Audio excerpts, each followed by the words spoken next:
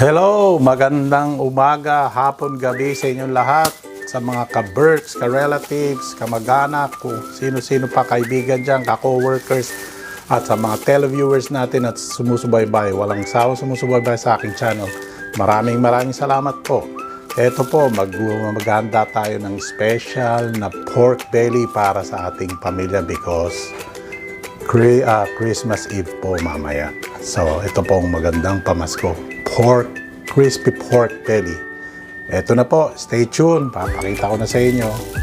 Ito po ang ating pork belly. Kung makikita nyo, ayan po ang ating pork belly. Okay, ito na po ang ating pork belly. Makikita nyo po, 12 pounds po yan. At meron tayo ngayon ditong lemongrass. Siyempre, iiwain po natin sa gitna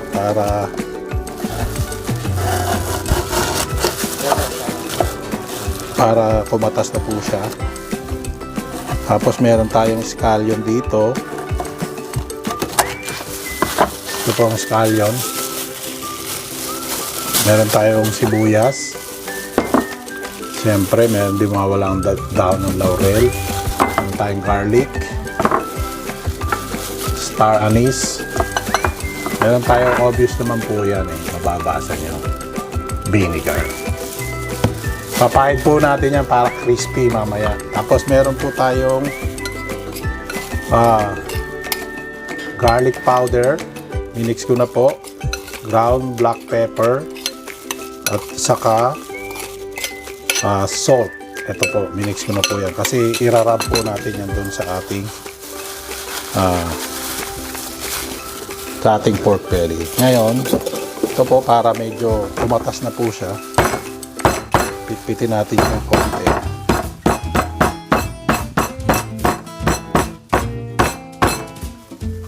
Na po. Lagyan na natin ang ating pork belly at yung ating i-spray po natin siya. Makikita niyo, dapat even po ang pag-i-spray para sa ganon even din po yung lasa. At syempre para masarap, di ba? Ngayon, yung oven po natin yan, pinainit na po natin yung ating oven ng 400 degrees. Yan, imamasahe po natin yan. Parang nagmamasahe tayo kay Mrs. Pag si Mrs. ay galing sa work, nako, kailangan mamasahin nyo po para mahaba ang inyong pagsasama. Ay, hindi naman sa ganon. Yan.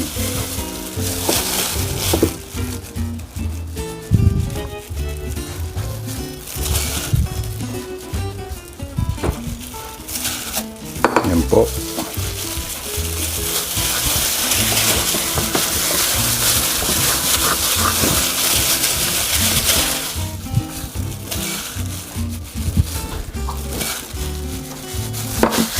Yan. Siyempre, tanggalin na natin dyan. Nagpapalaman na natin siya ng ayan na po, maririnig ninyo. Pwede na ang ating oven. So, ipapalaman natin po siya dyan.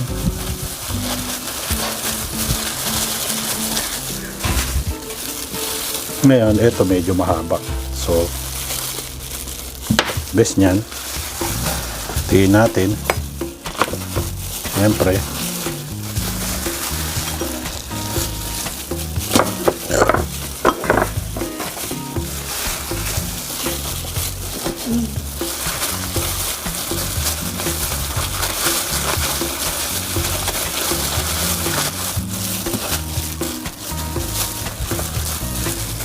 ito na po.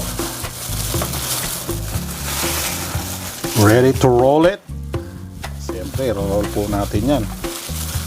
Ayan. Roll it. Yung parang kumakanta lang kayo ng roll it. Roll it to the river. Ayan. Yan. Siyempre, sisecure po natin yan. Kaya meron tayong tali rito. Actually, tali lang po ito sa sa sampayan namin. Yan. Kailangan po talaga mahigpit na mahigpit ang pagkakatali nyo. Yung para bang hindi makaalpas. Parang asawa nyo kung gusto nyo tali nyo para hindi makatakas.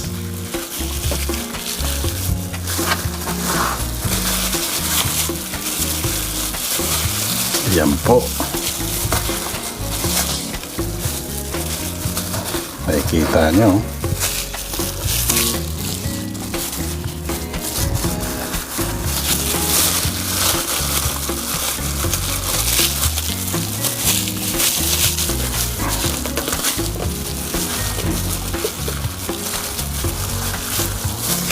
Yan.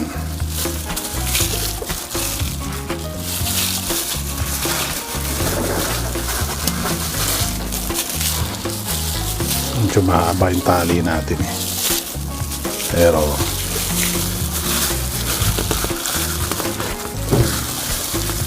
ika nga ibali ng mahaba kaysa maiksi.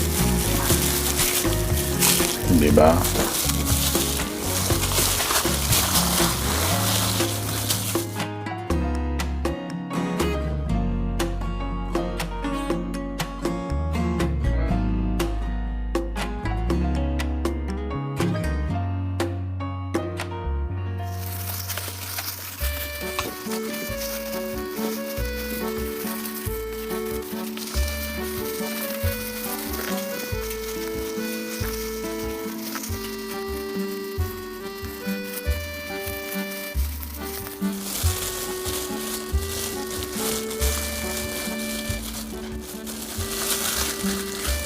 Yan na po. Siyempre, papatong na natin siya sa ating tray. Yan po. Siyempre, bago natin ilagyan na natin itong anis, bawang, daon ng laurel, sibuyas po. Yan. Tapos lagyan na natin itong ating pork belly. Siyempre, papakuloan po natin. So, lalagyan natin ng tubig.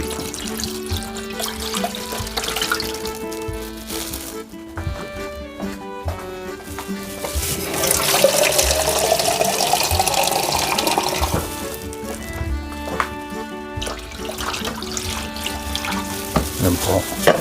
2 hours po yan. Yan, ready na. So, ito po, ilagyan na natin sa ating oven. Lagyan natin pala ng foil para ma-secure.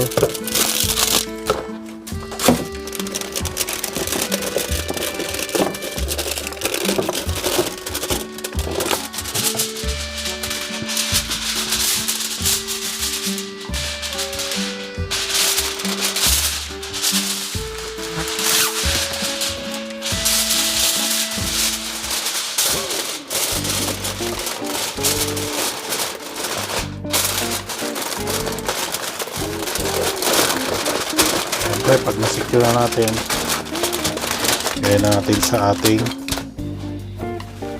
oven.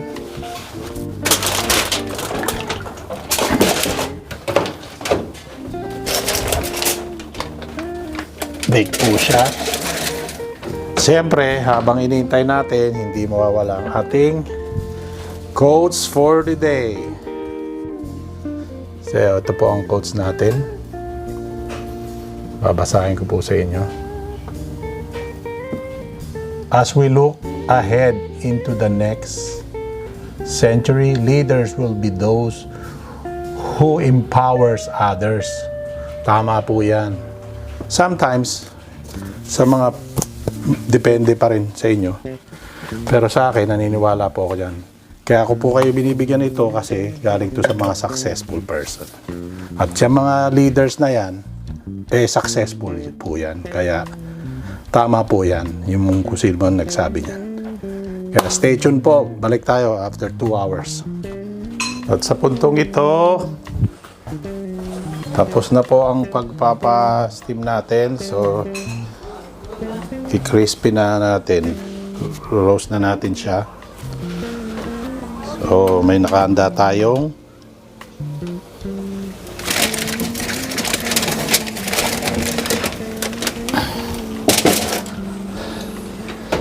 at itataas po natin yung temperature natin. Ito na po siya.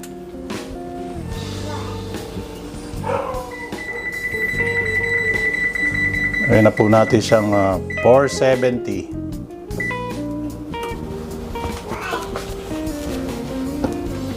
Siyempre, tatanggalin natin ang tubig. Papayaran natin siya ng vinegar o yung tinatawag natin suka.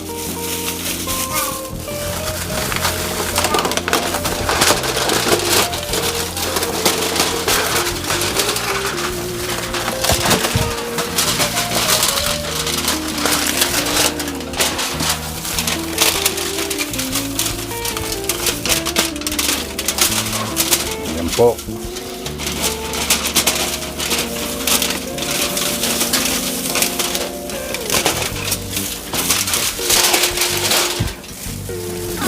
Nakikita niyo po. Yan po siya.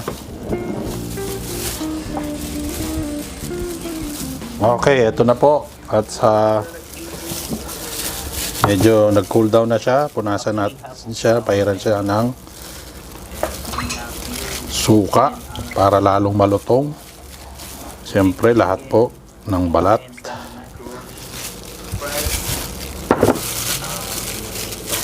Para talagang nanunot ang lasa at magiging crispy ang ating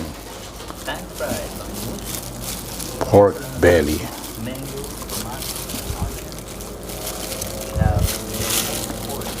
Siyempre, yung setting po ng ating oven is 470.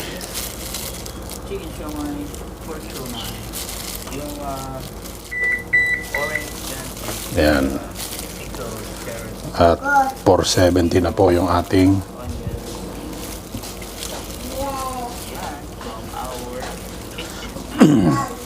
sa kalahating oras po ito. Ngayon ilalagay natin uli sa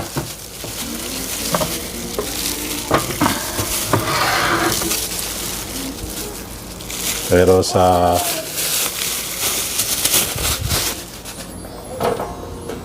yan po.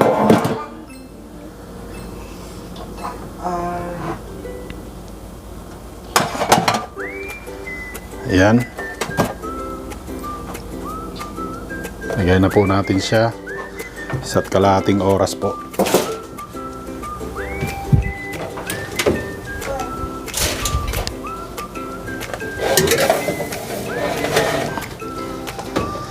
Okay, stay tuned. Okay, mga kapatid, mga kaibigan, ka-Berks, relatives, eto na po. Dumating na tayo sa puntong tapos na ang ating pork belly. Ayan. Siyempre, hindi pa natatapos yan dahil lilipat natin sa malinis na pan.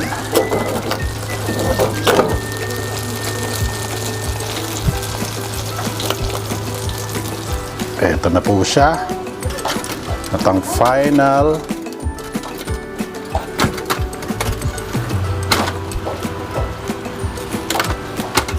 yan na po ang final.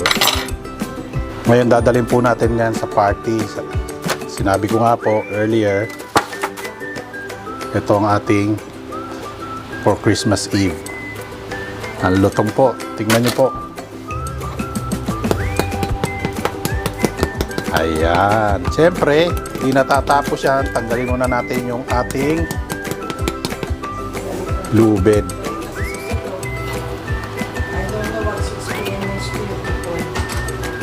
Okay. See you later. So, ito po ang mga finished product na niluto namin. Siyempre, hindi mawawala yung ating pork belly.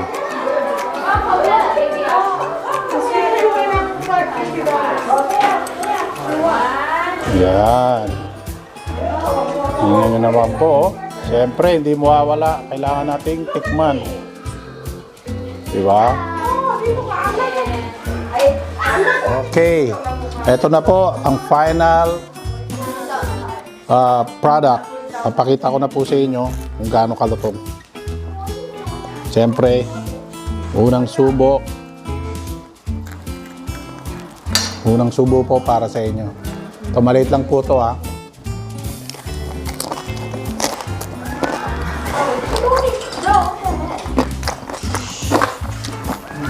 Salamat po sa suporta nyo. Hanggang sa muli. Merry Christmas po and Happy New Year. At huwag niyo pong kalimutan suportahan ang aking channel, Caridad's FT. At suportahan niyo rin po si Utol, Ty Densyo and Nides TV. Hanggang sa muli po. Bye-bye.